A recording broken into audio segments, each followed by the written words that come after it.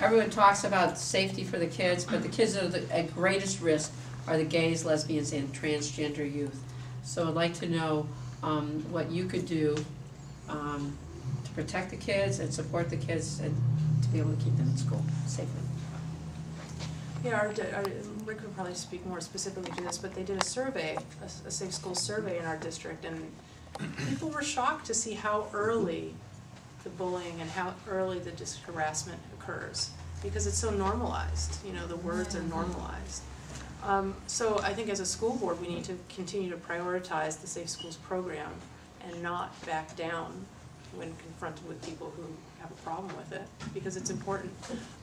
You know, and the having active and highly visible support groups on campus. Our high school has a very supportive, large allied group. But really making it part of when we talk about equity, our teachers need to be trained in how to recognize and identify harassment and what to do in the instances of. But so much of it is all about raising visibility and acceptance.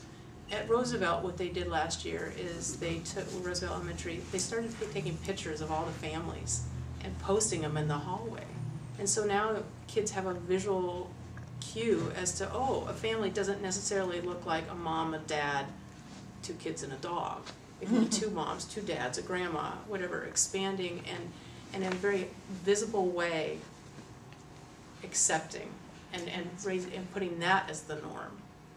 So on a school board, that's what we need to do. We need to continue to support what's going on and maybe take ideas that are working in one school and institutionalizing them, trying to, you know, replicate them at other schools. You know, and then to take any kind of allegations of harassment very seriously. You know, incidents happen. You should judge a school district not on the incidents, but on the response to the incident, right? And that should be clear and consistent and of the highest expectation. And decreasing now. Well, that's the message, right? Yeah, is the decreasing. But I mean, one of the things Hermy was talking about is incidents at the high school. If you're constantly reacting to incidents and they're not decreasing, well, then your reaction isn't effective, right? What happens? I want to give them a chance to. I'm sorry. I didn't realize you were going across. All right, I talk so much. And to answer your question to that is, first of all, we need to treat everyone as individuals. And also what I can say is the school district has a good policy regarding bullying. And what I would like to happen is to support it continuously when I become a school board, and zero tolerance on bullying. Everyone deserves respect as individuals.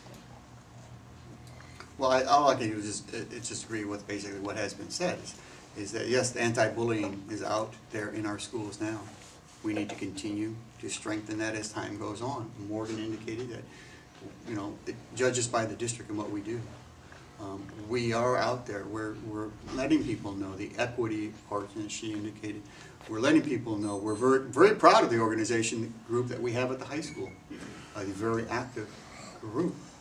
The Alliance. There's the Roosevelt that she had mentioned. There's stuff like that going on that we need to continue to let people know, and that we're not going to tolerate any type of violence, bullying, any type of a tactic for anyone on our campuses.